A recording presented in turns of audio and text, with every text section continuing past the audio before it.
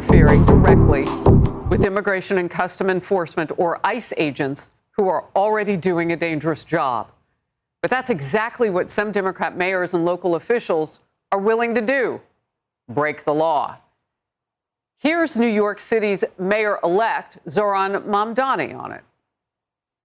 As mayor, I'll protect the rights of every single New Yorker, and that includes the more than 3 million immigrants who call this city their home. But we can all stand up to ICE if you know your rights. Well, more personal on-camera moments. In Arizona, newly elected Democrat Congresswoman Adelita Grijalva filmed herself on Friday yelling at ICE agents and getting in their way. Oh, the thirst is real for attention. Mayors in all these cities are doing all they can to impede ICE agents from New York City to Los Angeles to Minneapolis to New Orleans. Brian Yennis in New York. Brian. And Harris, the most prominent pro-sanctuary city voice nationwide right now is arguably New York City's mayor-elect Zohran Mamdani, who won promising to make New York the strongest anti-ICE city in the country by spending $165 million offering free legal defense services for immigrants in the city, promising to harden the city's data systems, making it harder for ICE to get their hands on the personal data of illegal immigrants. And now he's giving advice on how to resist ICE agents. If ICE does not have a judicial warrant signed by a judge, you have the right to say, "I do not consent to entry," and the right to keep your door closed. ICE is legally allowed to lie to you, but you have the right to remain silent. You are legally allowed to film ICE as long as you do not interfere with an arrest. New Yorkers have a constitutional right to protest, and when I'm mayor, we will protect that right. Mamdani's new video comes after White House border czar Tom Homan promised to ramp up ICE enforcement operations in New York City, and after multiple protesters were arrested for trying to block ICE vehicles in Manhattan's Chinatown just over a week ago. DHS says the protest was organized by agitators dressed in black clothing, face masks, and wearing goggles. Critics say Mamdani will encourage more of these protests. This is what sanctuary city policy is going to look like under a radical socialist mayor, where it's not just enough to be a sanctuary city. He's encouraging the constituency, the New Yorkers out there, to actually actively oppose ICE, not just people, under the investigation of ICE, but people just in the streets. Mamdani also vows that the city will never cooperate with ICE, saying, quote, "It can never even be entertained." Harris? So interesting, and that's post the visit to the White House. I wonder how that will go. Brian, thank you. And focus now, Jason Chaffetz, Fox News contributor and former Republican congressman of the great state of Utah. Good to see you today. So, look, there is a headwind for doing necessary work to kick out the worst of the worst illegal aliens in this country. Your take? It's pretty simple. If you're here illegally, you're going to have to go home. And yes, I do appreciate that the Trump administration is targeting the worst of the worst. But even if you haven't committed a crime, if you're here illegally, you're going to need to go home. And what these mayors are doing is just so fundamentally wrong, because you know what? Focus determines reality. And instead of protecting the citizens of New York City, he's going out of his way to make sure that people here are illegally continue to be in the city illegally. As Senator Kennedy just said, as I've said many times before, it's still illegal to be here illegally. So where are you spending your time, effort, and process if you're doing things to help people continue to stay in illegal status? Well, that seems like it should be, it's fundamentally wrong. So is it too far a stretch to start going after some of these leaders? I mean, they're breaking federal law. Yeah, these leaders are misleading a lot of people because, yes, in our country, unlike a lot of countries where these people came from, you actually do have rights.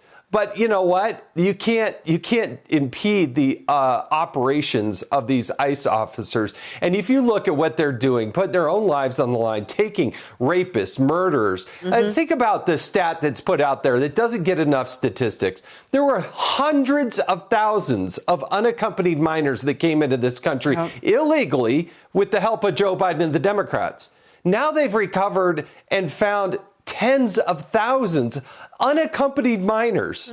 And the Trump administration should be, they should get so much credit for this. But these people, no, they much rather protect those that are engaging in human trafficking. That's where their priorities are. All right, Jason, I want to go here. The New York Times, with new reporting, headlined, quote, "How Biden Ignored Warning Signs and Lost Americans' Faith in Immigration." So a little bit of what you were just talking about, Jason. The Democrat president and his top advisors rejected recommendations that could have eased the border crisis. Well, no, as you just pointed out, they had a narrative here. They had a goal. They wanted open borders. There's more. A memo quoted in the piece written by Biden's advisors with this warning, quote, "A potential surge could create chaos in a humanitarian crisis, overwhelm processing capacities, and imperil the agenda of the new administration," end of quote. Biden ignored that advice, and on all those things happening, said nothing. But you know who is speaking? Border Czar Tom Homan. Over 500,000 children were smuggled in this country under Joe Biden. They released them to unvetted sponsors. They lost track of 300,000. President Trump committed on day one that we will do everything we can to find every one of these children. President Trump saved over 62,000 children's lives. Some of these children were in sex trafficking, we found them. Some were in forced labor. Some were being mistreated. I can't even discuss some of the mistreatment we found out about. You know what gets me? I've seen that man on this program tear up and cry because he couldn't find yet enough of those 300,000 missing. He said he will never give up. I didn't see that from former President Biden or anybody under his. I didn't see that from Mayorkas, who got impeached, but then didn't have to leave his job. Your take.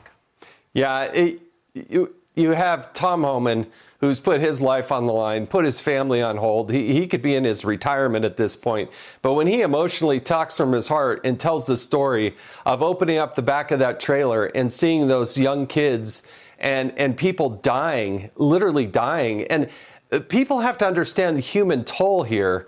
And so when they go and they fight against ICE, they're fighting against goodness. It is a fight of good versus evil. Yes. And you can't just pretend that it's something other than that. To suggest that, oh, well, they have this, that, and the other. No, it's good versus evil. It's illegal in this country to be here illegally. End of story. Good versus evil is something, though, that we're seeing from the left just struggle with the meaning of. I mean, look at Minnesota right now. You keep food back from people who needed it in COVID to protect whatever you think voting bloc, the Somali community in that state. I know because I've covered it. I lived there for many years on air. I covered it. You do that, and you imperil the people who need the food. I mean, this seems like a pattern. Your last word. That's the irony of all this. Those who claim to be fighting for the downtrodden, the people who need our help and assistance the most, the people who can't look out for themselves, Democrats are taking advantage of those people. They're using them as tools and shills to get what they want, which is power and money, and to fund things that are nefarious in our very way of life here in the United States. I used to think we were all fighting for the same thing. We had just different ways to get there. Mm-hmm. No, that's not true. There are a lot of people that just want to tear down America. They hate the idea of America, and they hate that they're going to be celebrating our 250th anniversary. That's the fight we're in. Jason Chaffetz, good to have you. Thank you.